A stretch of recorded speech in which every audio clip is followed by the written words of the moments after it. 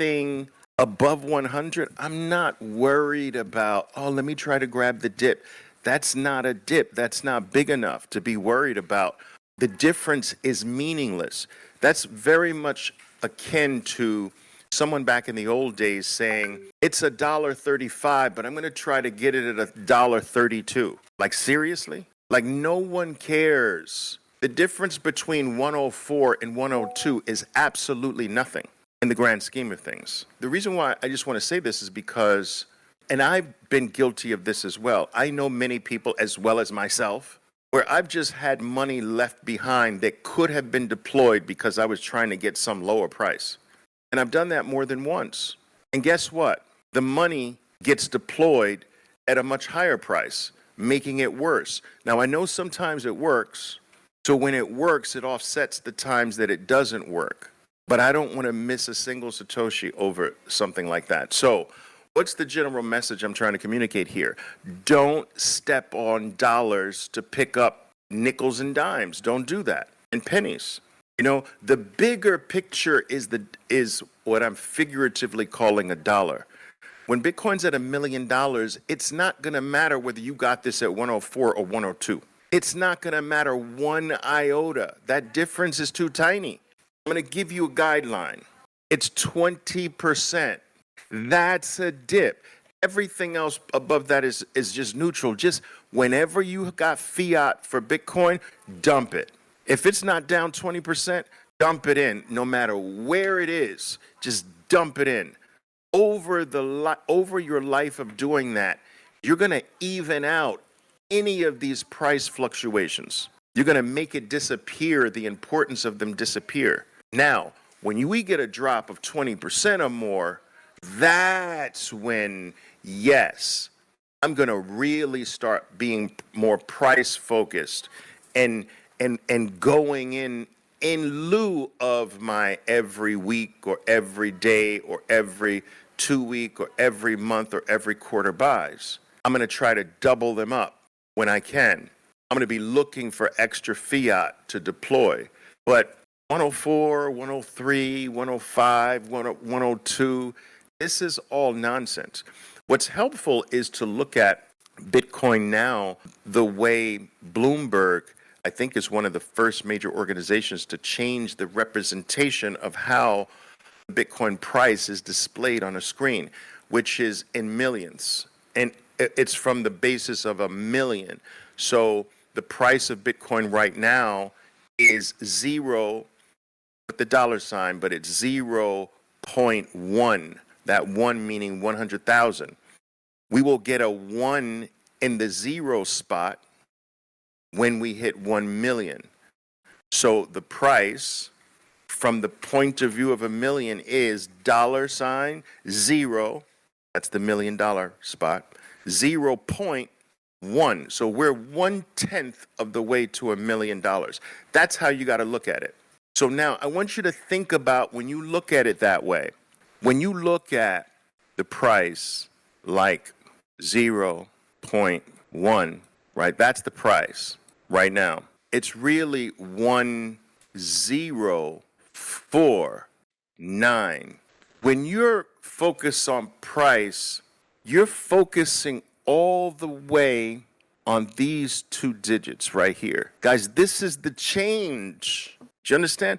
You're focusing on the change. That's the nickels and dimes. All right? Over here's the pennies. But you're focused on the nickels and dimes instead of being focused on these 2. These are the 2 you focus on. The 1 and the 0. And that is soon going to be 1-1. You understand? And then it's going to be 1-2. This you can focus on. So do you guys understand? Type the number 1 if you understand what I'm saying. By not focusing on the change, but focusing on the dollars. You'll realize how ridiculous this is as the price climbs higher and higher. You know, imagine someone kicking themselves where they could have bought Bitcoin at $6. They were waiting for $5 and it skyrocketed to 30. Now they're in a position, this has happened thousands of times. They're in a position now where I could have had this at 6. I'm surely not going to buy it now at 30, and now it's 300. He said, I could have bought this not only at 6, I could have had it at 30, and I didn't do it at 30. I'm surely not going to get it now at 300. That's ridiculous. And they're out forever. It's the hardest thing in the world to buy higher when you could have bought lower. It's easier to come in blind than to have, but I had it at $30. Now it's 300. I just can't bring myself to buy at 300. I had it at 30. I sold it at 35, but I can't buy it at 300 now. That's ridiculous. It's very difficult. Some of you may have read my post this morning regarding this mindset of Bitcoin is the ultimate win. Many of you have seen that. These travel shows where they're like 5 to 10 couples that have to travel around the world or something like that and get to the final destination before everyone else. I don't know the names of these things, but my girls watch these. My twin girls watch this nonsense. But anyway, so this is very similar to what Bitcoin is, that final destination. If you arrive at Bitcoin, if your money lands at Bitcoin, you hit the bullseye. You won. You've arrived. There is no other place to go, people. You made it. Congratulations. They didn't get you. You escaped. You're free.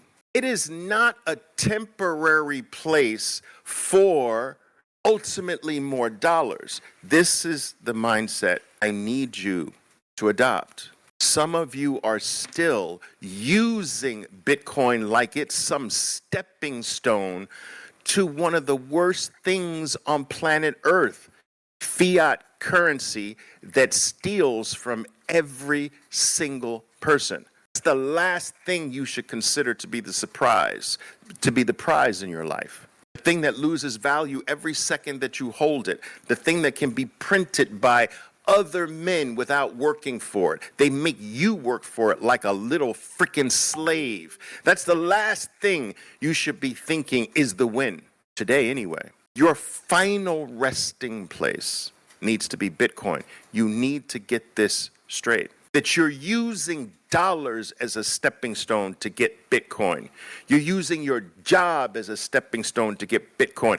You're using your skill, your time, your energy, your life to get more Bitcoin, to get to that final destination. It's the final one, and you never come back from it.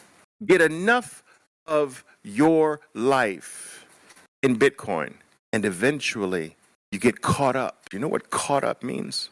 You get resurrected. You know what that means? You get swept up. Bitcoin snatches you out of the slave-based world. But you've got to first get enough of your life in it. You've got to reach that tipping point where it frees you forever. You've got to demonstrate your loyalty. You've got to be tested, not stop.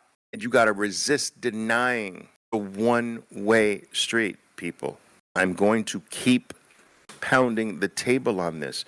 It doesn't go back the other way. You don't go back to dollars. That should be the stupidest thing to you right now. You don't go backwards. You don't get free and say, well, okay, now that I'm free, when is the best time to go back to slavery?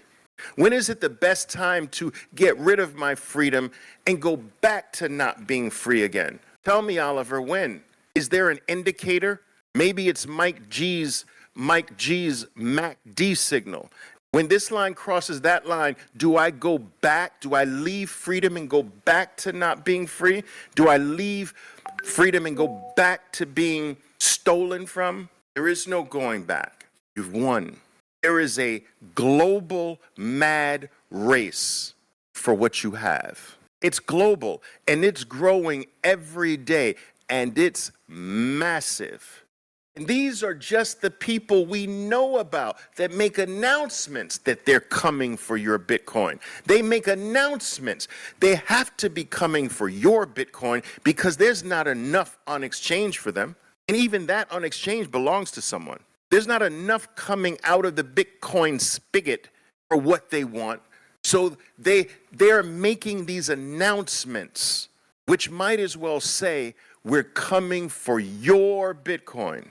We know we can't get it from the mining spigot. There's not enough. We know the majority is in cold storage, not to be touched for a very long while, if ever. So we're coming for the rest of yours, the ones that don't understand what they have. That's what those announcements might as well be saying. We're coming to shake your tree, to shake every coin loose from the pockets of those who are dumb enough to let it go. That's what these press releases should be saying.